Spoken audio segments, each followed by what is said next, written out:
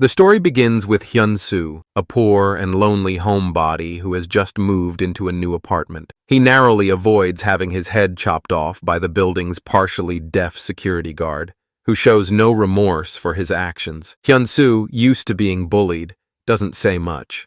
After all, he moved here to end his life. On the rooftop, Hyun-soo prepares to step off when he hears a sound behind him. Turning around, he sees a middle-aged woman practicing ballet. Her elegant movements momentarily distract him from his purpose. Suddenly, the dancing woman named Eun-yu slips on bird droppings. She glares at Hyun-soo, who quickly shakes his head. She tells him to go die somewhere else, as life in this apartment is hard enough. Back downstairs, Hyun-soo notices the security guard peeking into his room. The guard claims to be delivering an application form, but Hyun-soo brushes him off and locks the door. Peering through the peephole, he sees the guard staring unnervingly with wide eyes. Hyun-soo encounters more strange residents in the apartment. A guitar girl named Ji-soo, who has been practicing for 2.5 years without a single performance. A mother pushing a stroller who praises her baby, though Ji-soo notices there's nothing inside. She avoids sharing the elevator with her. A fellow resident explains that the mother lost her child in a car accident last year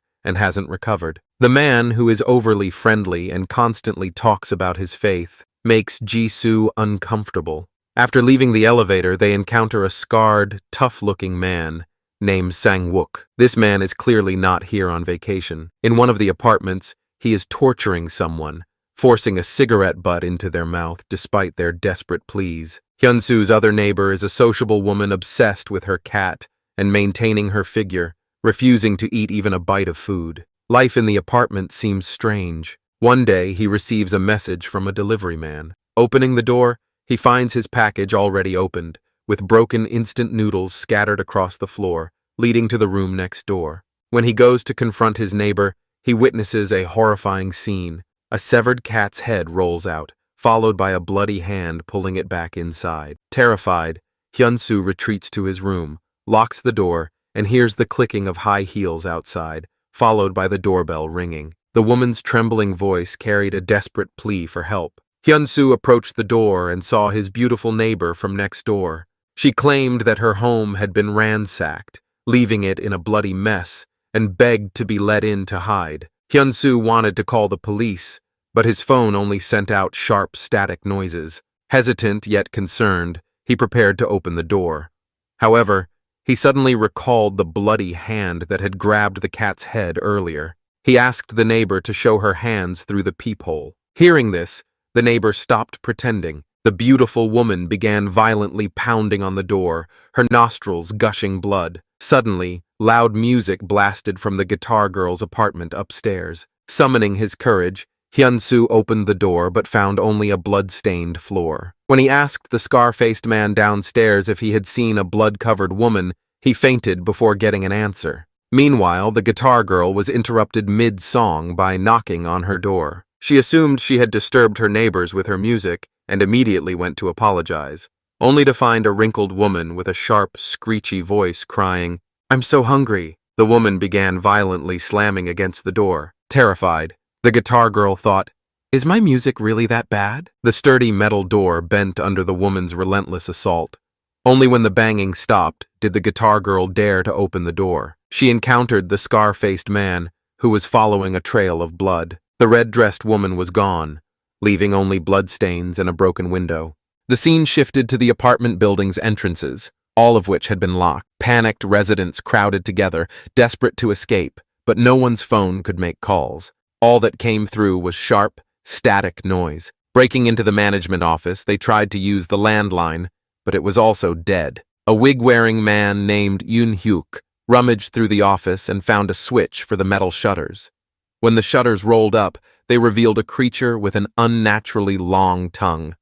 A tall man broke into the apartment, and the creature's tongue lashed out, grabbing a random resident. With horrifying, squelching sounds, the victim was shredded to pieces. When the creature targeted its next victim, Eun-hyuk blocked it with a fire extinguisher. The creature seemed terrified of the extinguisher's powder, retreating in fear. At the bespectacled man's command, the older man pressed the button to close the door. The shutter door began to lower, but just then, the fire extinguisher's powder ran out. Without the deterrent, The monster re-entered the apartment. At this critical moment, a swift woman charged at the monster like the wind, knocking it out of the building. Eun-hyuk immediately supported the falling shutter door. However, the monster's tongue swept across the woman's calf, leaving a 1-meter-long wound. Ignoring her injury, the woman crawled forward, and just in time, Eun-hyuk pulled her back into the apartment. Almost simultaneously, the monster's long tongue slipped through the gap in the shutter, stopping just 3.5 centimeters from the woman's eye. Thankfully, the tongue was blocked by the shutter. Unable to reach its target, the long-tongued monster had no choice but to retreat. The two survivors, shaken but alive. Seeing the monster leave, other hiding residents began to cautiously emerge. The older man with the wig man complained about the government's incompetence, unable to handle even one monster. Looking out, they could see monsters, creatures reveling in the night. The few surviving humans had been dragged off by monsters, leaving no other signs of life. The apartment was completely surrounded by monsters. Hyun-soo, waking up to the apocalyptic view outside his window, suddenly experienced a severe nosebleed. Because the elevator was out of order, Eun-yu had to take the stairs. While descending, she suddenly heard footsteps from above. Panicking, she twisted her ankle and tumbled down the stairs. As the footsteps grew closer, she realized it was a fierce-looking older man. The man wasn't one of the apartment's residents. Seeing his stern and demeanor, she quickly assumed he wasn't a good person. Pretending to rest, she picked up her phone and casually told him to leave. However, his piercing gaze made her uneasy. Suddenly, a red figure lunged at the man from behind, biting deeply into his shoulder. Blood poured onto the floor. Horrified, Eun-yu jumped up, but the fierce older man lived up to his reputation. He grabbed the red ghost by the hair and slammed it to the ground. Without flinching, he glanced back at his shoulder, where a large chunk of flesh had been ripped off. The red-clad ghost tried to launch another attack but was caught by the man, who single-handedly choked it. He brushed aside its bangs to reveal a scar on its forehead. The ghost was the very door-crashing ghost he had been hunting. Wasting no time, the man punched the ghost, then hurled it against the wall. The ghost, crumpled on the floor, tried to resist, but the man delivered a powerful kick, embedding it into the wall. Amid Eun-yu's screams, the man continued his relentless assault, kicking the ghost deeper and deeper into the wall until it was firmly stuck. Terrified, Eun-yu stared at the older man. The next morning, Hyun-soo, who had been unconscious, began experiencing severe nosebleeds. Through the internet, he discovered that nosebleeds and fainting were precursors to turning into monsters. However, before he could find a solution, the internet went down. Starving, Hyun-soo decided to retrieve some instant noodles from outside his door. Thinking the ghost from yesterday was gone, he cautiously opened the door, only to encounter a terrifying long-eared monster with half a head. The monster entered his room, its sharp nails scraping the walls and its voice repeatedly murmuring, "I can't see." Terrified, Hyun-soo tried to stay silent but accidentally made a noise while reaching for a broomstick. The monster's sensitive hearing caught the sound, and its extended arms struck. Hyun-soo, trembling, had no choice but to hide. When the monster left, Hyun-soo, shaken but alive, resolved to maintain his humanity. Looking out the window, Hyun-soo saw a man using a rope to descend the building in search of rescue. However, a massive eye appeared beside him, causing the man to slip and fall to his death. The enormous eye then targeted 2 children nearby, forcing Hyun-soo to act. Despite his fear, he threw his computer monitor to distract the creature, drawing it toward himself. The creature broke through Hyun-soo's window and attacked, wrapping its snake-like body around him. Hyun-soo attempted to defend himself by stabbing the eye with a broomstick, but it had no effect. As the eye tightened, suffocating him, it suddenly collapsed. Hyun-soo looked outside and saw his neighbor, the engineer, wielding a homemade cannon that had severed the creature's body. The engineer warned Hyun-soo that the monsters were immortal, and sound would attract them. To protect 2 children on a lower floor, Hyun-soo decided to help. The engineer gave him an upgraded broomstick with an electrical modification, explaining that while electricity could harm the monsters, it wouldn't kill them. As soon as he stepped out, he encountered the wandering long-eared monster. Hyun-soo tried to hide in the elevator, but a rotting, fishy stench inside attracted the monster. Cornered, Hyun-soo used the electrically modified broomstick to stun the monster, giving him a chance to escape. However, the long-eared monster could extend its limbs indefinitely and even split into multiple parts, making it extremely difficult to escape. With the monster closing in, Hyun-soo decided to fight back. He threw a bouncing ball to distract it, then snuck up and stabbed its head with the electrified broomstick. The high-voltage current caused the monster to tremble violently, smoke pouring from its mouth before it collapsed. Hyun-soo seized the moment to flee. Reaching the children's room, Hyun-soo reassured them about the food supplies in the engineer's room. Starving for 3 days, the siblings eagerly agreed to go with him. However, as they stepped out, Hyun-soo's symptoms worsened. His nose bled profusely, a clear sign of him turning into a monster. He instructed the children to head upstairs while he dealt with his condition. Blurry, Hyun-soo saw a vision of his tragic past and the bullying he endured. When he regained focus, his eyes had turned pitch black, and his humanity was gone. After completing her task in the basement, Jin-jae attempted to return to the first floor, but was dragged into a smoky corridor by a spider-like monster.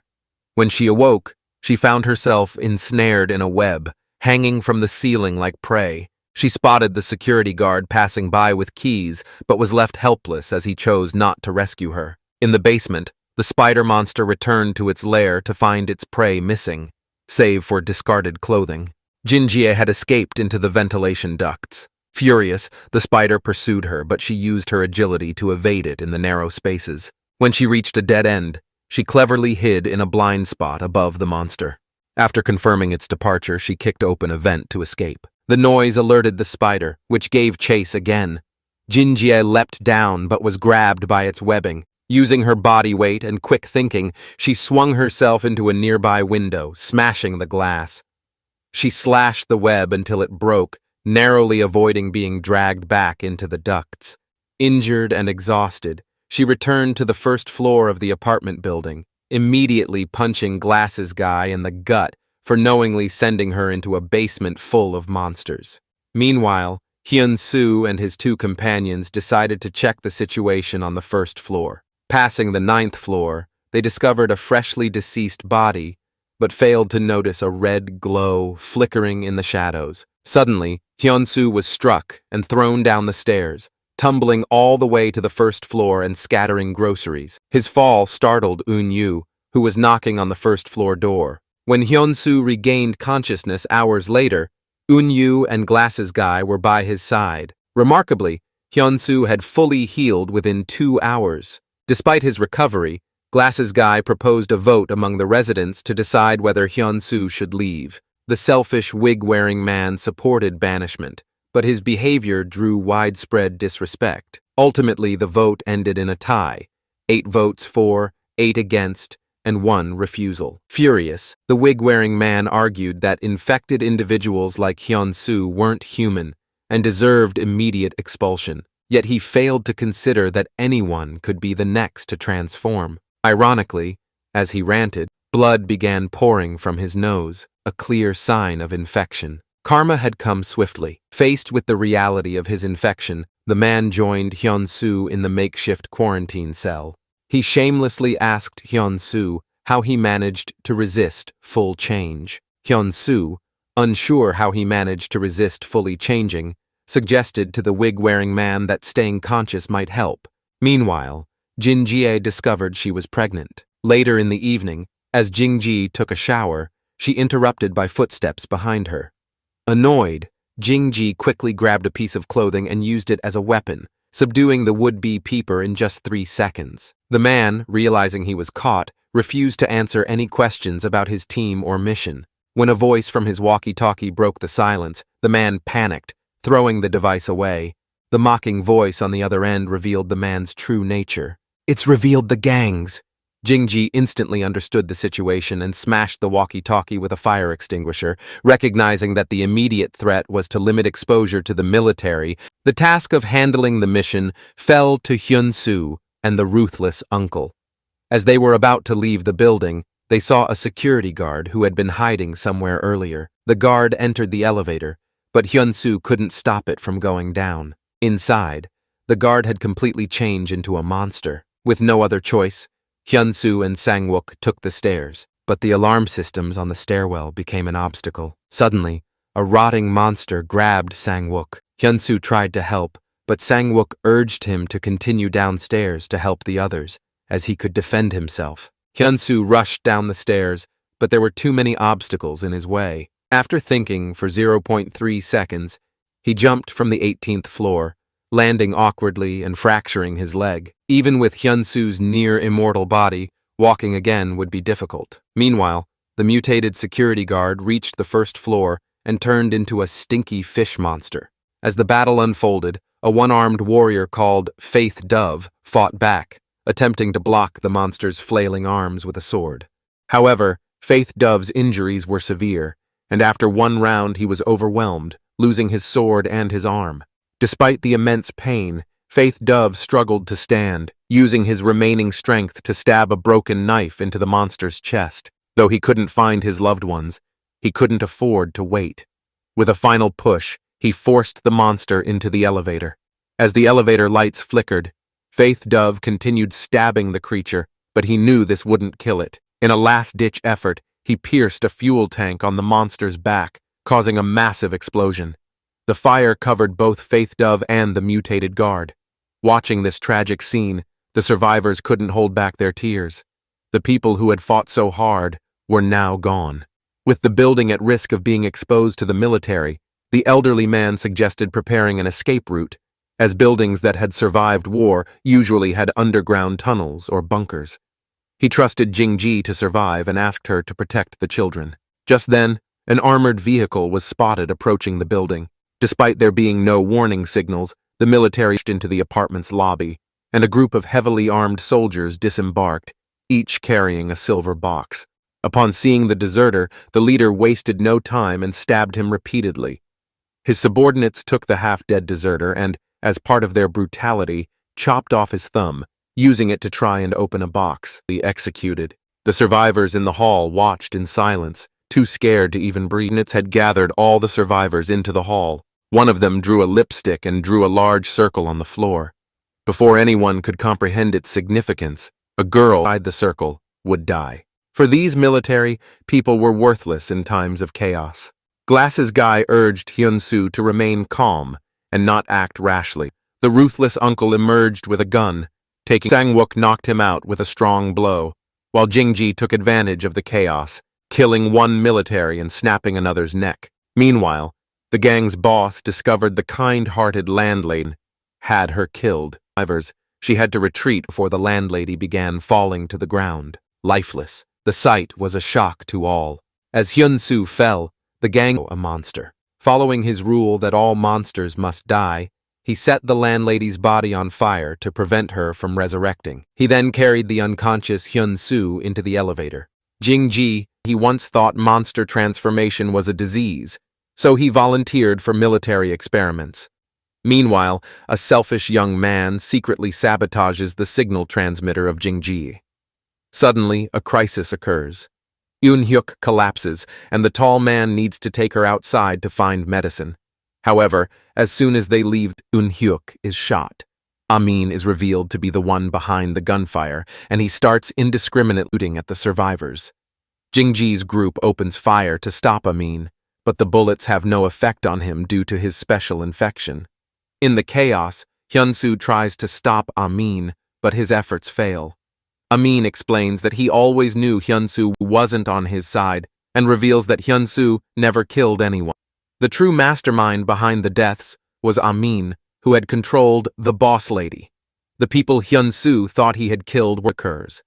His body twists violently, and his arm becomes a black wing covered in sharp blades. However, Hyun-soo doesn't return to normal but continues to walk toward those he has protected.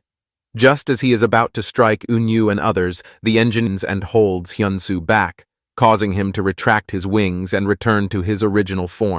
But the engineer dies from his injuries, along with the tall man and Eun-hyuk.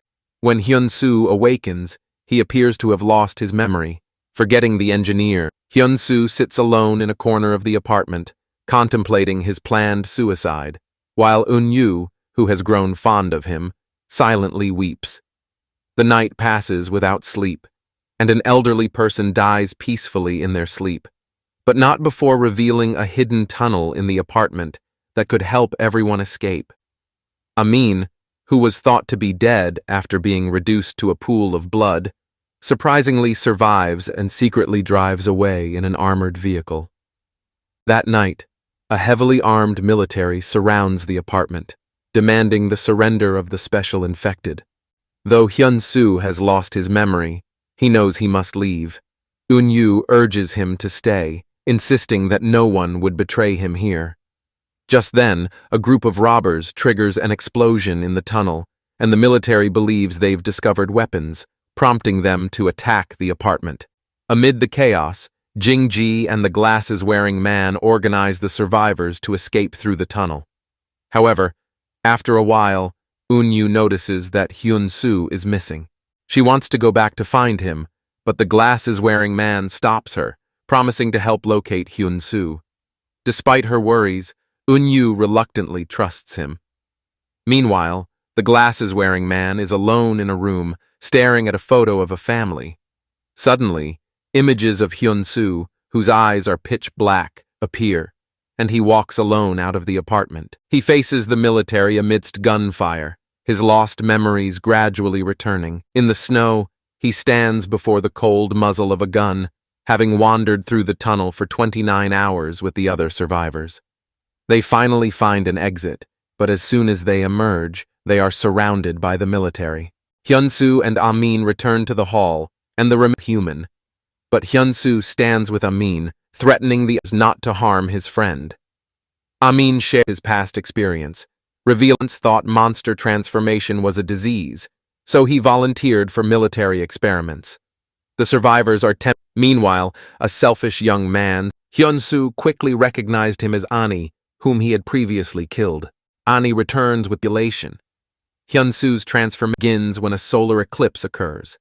His body twists violently, and his arm becomes a black wing covered in sharp blades. He walks toward Amin, and his wings pierce Amin's body, killing him within seconds. However, Hyun-soo doesn't return to normal but continues to walk toward those protected. Just as he is about to strike Eun-yu and others, the engineer, now fully mutated, intervenes and holds Hyun-soo back, causing him to retract his wings and return to his original form. But the engineer dies from his injury.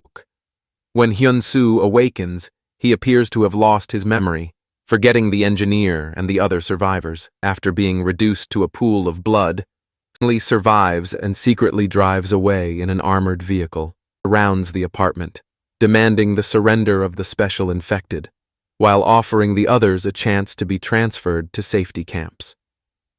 To attack the apartment. Amid the chaos, Jing-ji and the glasses-wearing man organize the survivors to escape through the tunnel. Meanwhile, in an abandoned mall, Sang-wook was helping Hyun-soo prepare for an upcoming encounter with other special infected. Sang-wook referred to them as new humans. Hyun-soo, nursing unhealed wounds, couldn't understand why Sang-wook had rescued him from the military. Sang-wook explained that it was to allow Hyun-soo to live freely, rather than regret being subjected to inhumane military experiments.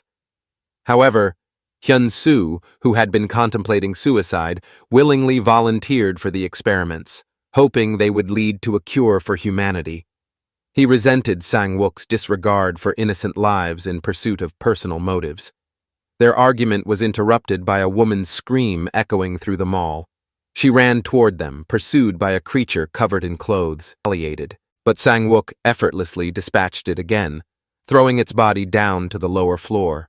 Sang-wook then revealed that other new humans were being held at a military base, where Hyun-soo was originally destined. Sang-wook urged Hyun-soo to enter the base with dignity, rather than being treated like a caged animal. Sang-wook recounted his own horrific experience during experiments at the base, haunted by the sadistic smile of Dr. Lim. Disoriented.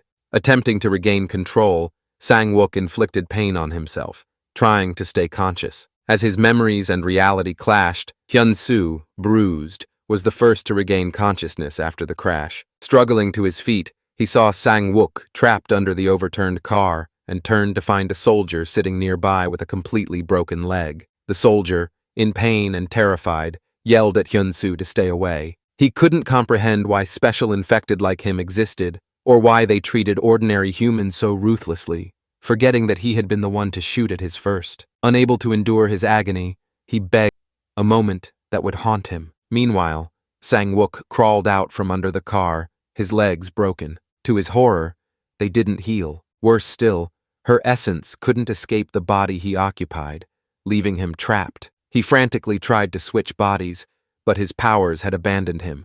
Hyun-soo mocked him, calling him a parasite discarded by the world. He declared that Sang-wook, without his powers, was pathetic and dependent on other military base, determined to hand him over for experiments. Sang-wook, helpless and desperate, struggled against Hyun-soo's grip.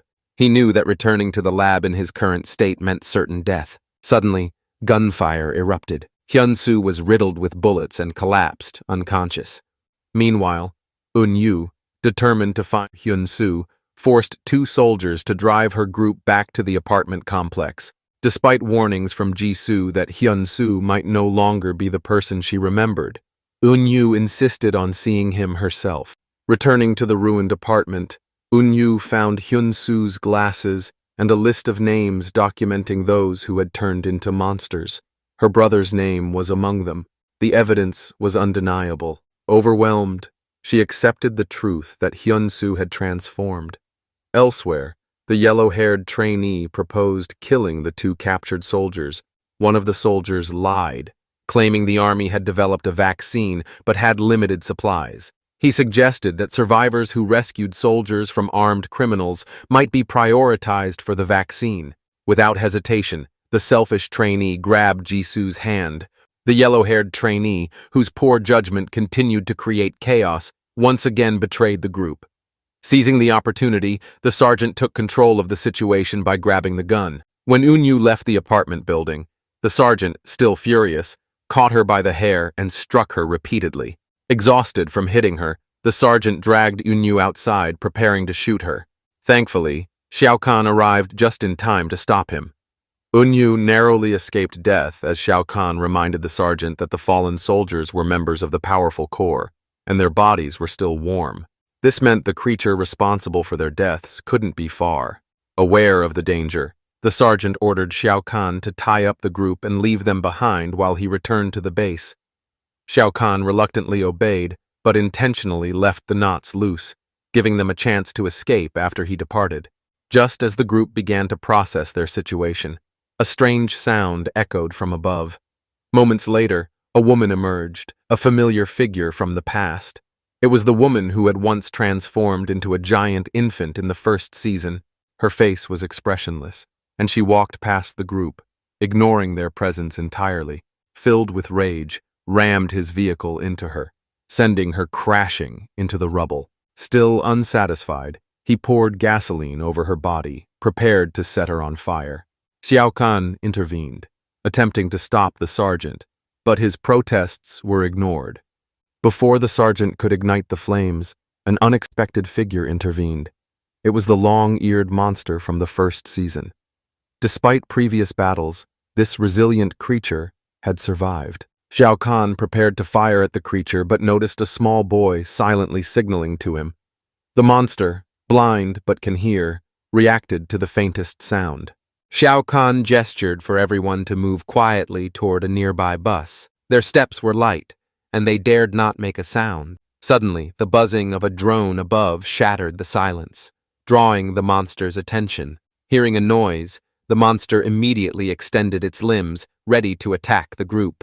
As chaos ensued, Xiao Kan directed everyone to move toward the bus while firing at the monster. Just as he attempted to escape toward the vehicle, two enormous eyes emerged from a nearby mound of dirt and coiled tightly around him.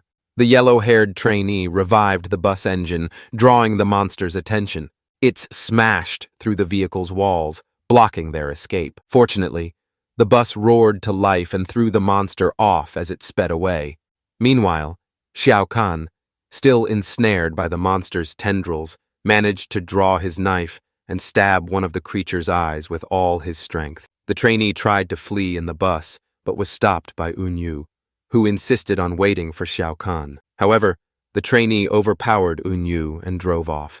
At the last moment, the monster's neck was severed by another creature that had been attracted by the commotion. Xiao Kan, now freed, hurled a rock at the new monster's sensitive ears, taking advantage of the distraction to dash toward the bus. He narrowly avoided the original monster's tail as it lashed out, jumping aboard just in time. Once on the bus, Xiao Kan regained control and managed to outsmart both creatures, throwing them off the vehicle.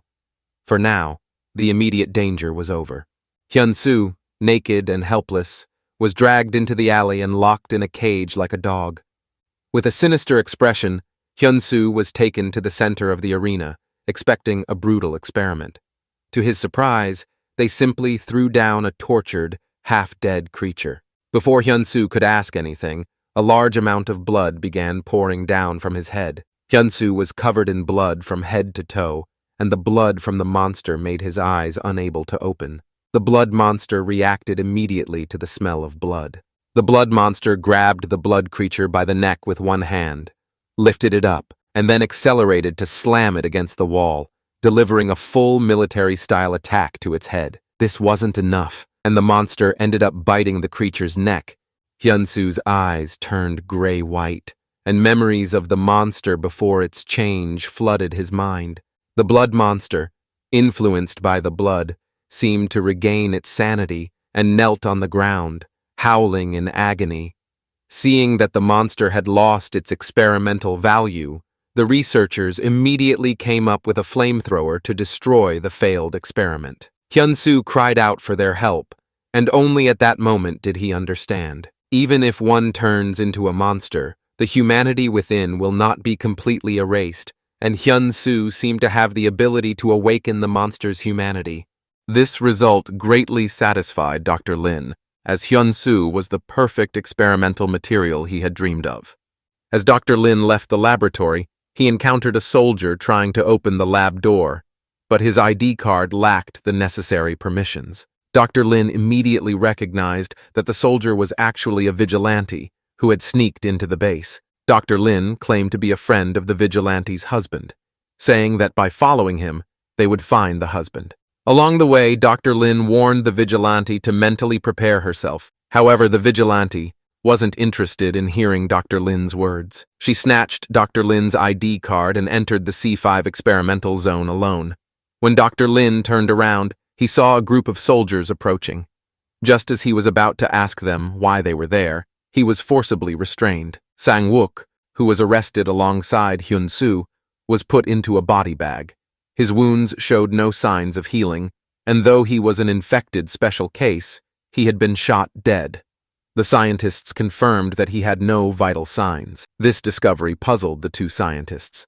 Sang-wook unexpectedly opened his eyes again.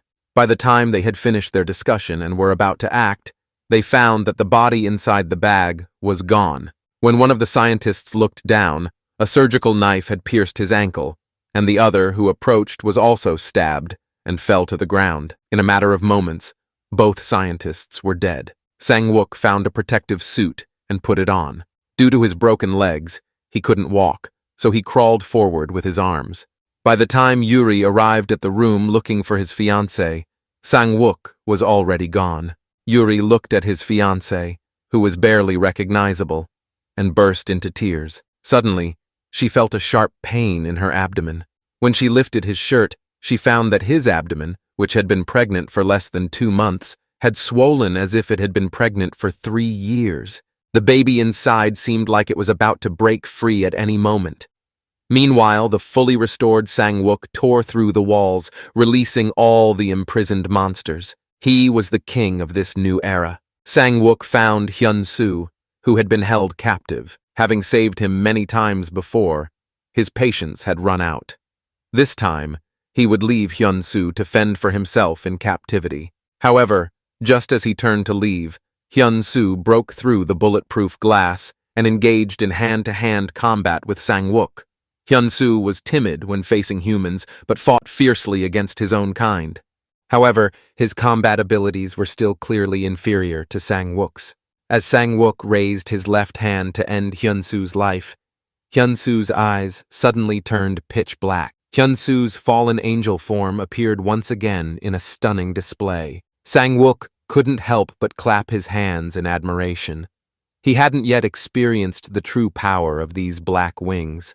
Hyun-soo used his wings to deliver a massive blow, and Sang-wook was sent crashing into the wall. Sang-wook laughed loudly. Both of their attacks were ruthless and unrelenting.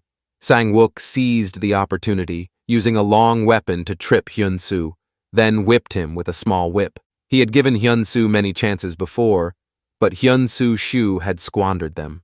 Sang-wook was furious with Hyun-soo's repeated betrayals. This time, he would never trust him again. Sang-wook, watching for the right moment, dodged Hyun-soo's massive slap and then pierced Hyun-soo's kidney with his palm, pushing him against the doorframe. The doorframe restricted Hyun-soo's wings, preventing him from attacking. After struggling a few times, Hyun-soo's wings began to frozen. Meanwhile, Yuri, who had escaped from the base, arrived at a lake, but the intense pain from her abdomen left her unable to move further. She lay on the ice, took out a knife, and cut open her pants. She was about to give birth. Just then, the ice surface, affected by the explosion, cracked, and Yuri fell into the cold lake water. The blood dyed the lake around her red. Suddenly, something anticipated pulled Yuri toward the surface. When Yuri regained consciousness, the sight before her made her feel immense pain.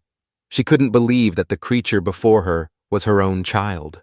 On the 108th day of the monster outbreak, the last few survivors of country, under the leadership of the Crow Army, hid underground in a lightless space.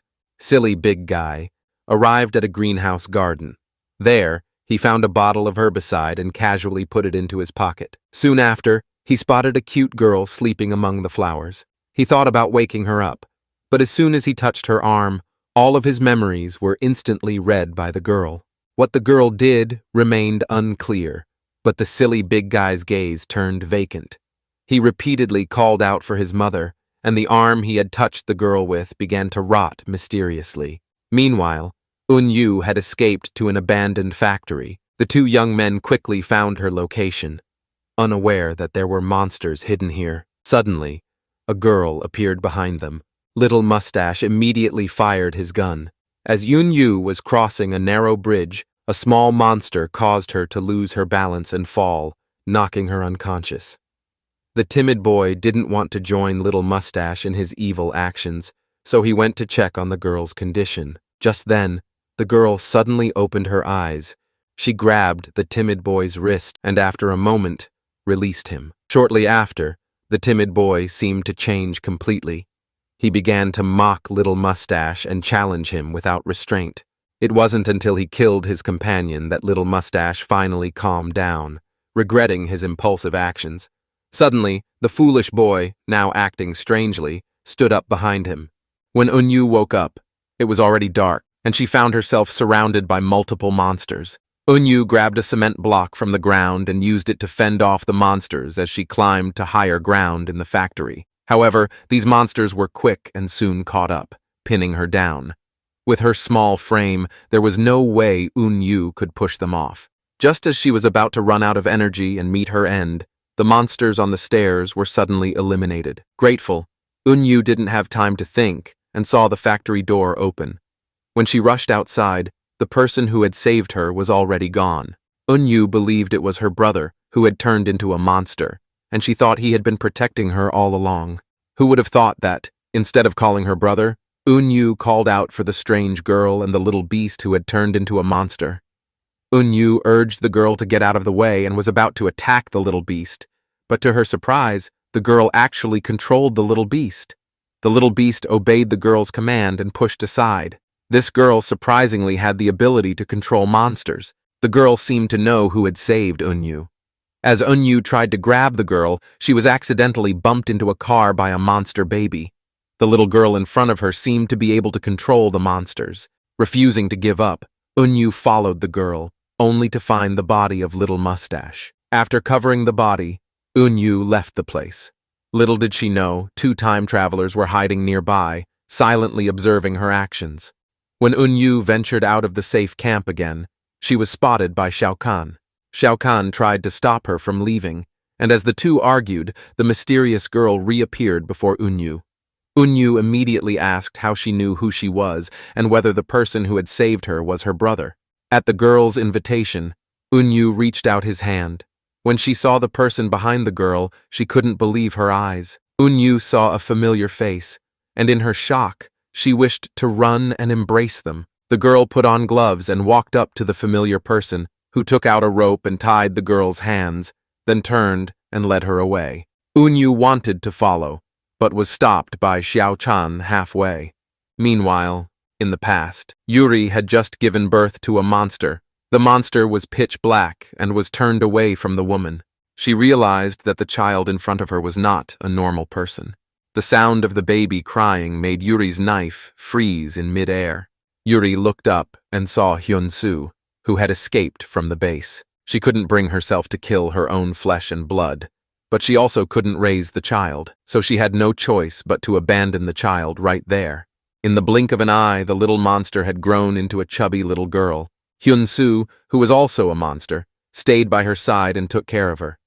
Yuri still struggled with her daughter's identity, unwilling to meet her. Finally, one day, Yuri made up her mind and appeared before her daughter. Yuri gently embraced her daughter. The girl appeared normal on the outside, but her growth rate was astonishing. She grew as tall as an ordinary child would in a year in just 1 week. Yuri and her daughter spent a period of ordinary but tense days together. The little girl happily grew up until that fateful day arrived. Due to a robbery, Yuri rushed her daughter back to the room and told her not to come out, before she engaged in a brutal fight with the robbers who had followed her. Despite Yuri's best efforts to resist, the little girl was discovered by one of the deranged robbers. After Yuri eliminated the robber in front of her and found a hidden handgun, she discovered that the little girl and the other robbers had already disappeared. Not far from the beach, the little girl had joined the group of 3 deranged robbers. By the time Yuri arrived, the little girl had been shot and was lying on the ground, black liquid covering her entire body. And when the little girl stood up, she had seemingly aged 3 years in an instant. The girl, now covered in strength, grabbed one of the robbers by the arm.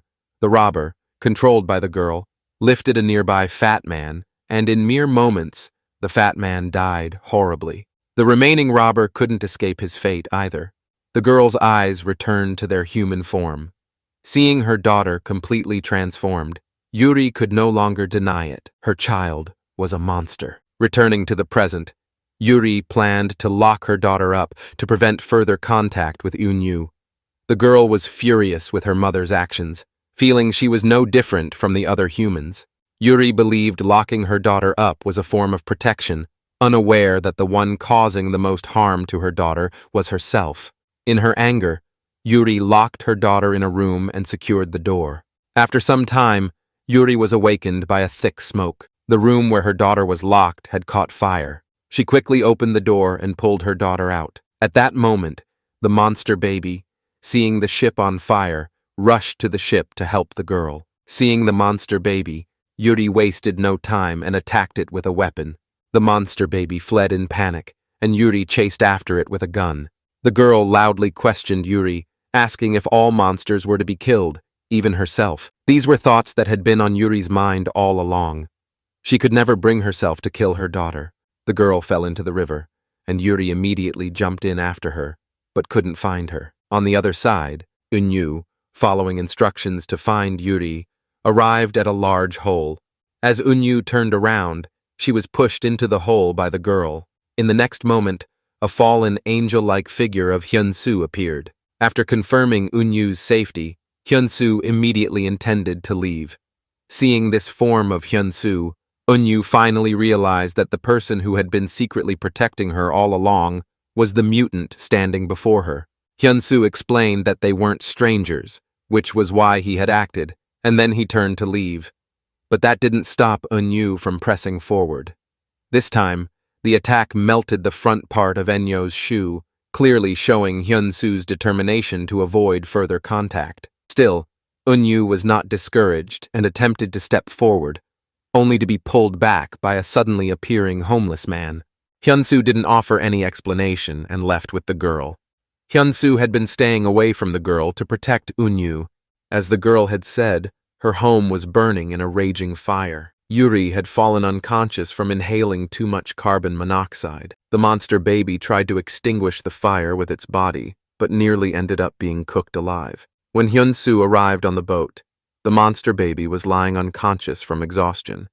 Hyun-soo managed to reach Yuri and the monster baby in the final moments. After Eun-yu and the homeless man returned to the camp, they discovered Shao Kahn had fallen into a coma after consuming poisonous mushrooms. Luckily, the homeless man knew how to make an antidote. Hyun-soo also brought the unconscious Yuri to the camp. Upon seeing Yuri, Eun-yu and Shao Kahn decided to take her inside for treatment. The homeless man, however, didn't trust humans and was unwilling to have any contact with the monsters. When he saw the man aiming a gun, Eun-yu immediately took Hani hostage, threatening the man to put down his weapon. Unexpectedly, Hani's martial arts skills came into play. Hani chose not to harm Eun-yu and, after throwing away the dagger, shouted for the homeless man to drive away. Next day, the girl decided to accompany Hyun-soo to the hospital to see Yuri one last time.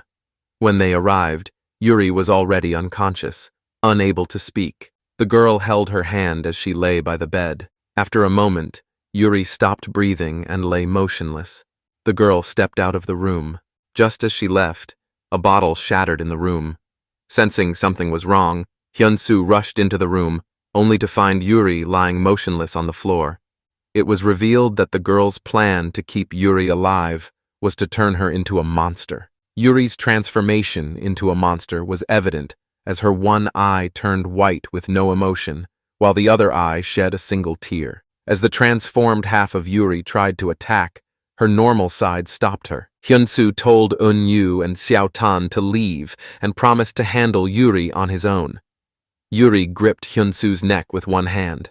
On the way to the car, her normal side continued to struggle to hold back the monster side of her, and Hyun-soo's eyes turned white. He finally began to feel the inner world of Yuri. Hyun-soo could see the desires of those who had transformed into monsters. He could witness the fantasies in which they lived, imagining that they were happy. But for Yuri, even in her fantasies, she was still deeply unhappy. Hyun-soo wanted to free her from this misery. He pushed Yuri down a pit, which caused her to fall unconscious. Eun-yu planned to stay by his side until Hyun-soo woke up. Shao Tan decided to return to the camp and continue fulfilling his duties as a soldier. When Hyun-soo woke up, he appeared to have changed completely. His eyes, now a different color. Eun-yu immediately recognized that the man in front of him was no longer the kind-hearted Hyun-soo. In the Green Home apartment complex, a cracked monster egg birthed a man. A man resembling a white strip walked out of the building, and all the monsters instinctively revered him, overwhelmed by a deep fear. As the camera zoomed in, it was revealed that this man was Eun-yu's long-lost brother, Eun-hyuk. The end. Thanks for watching. Please like and drop a heart for part 2. See you next time.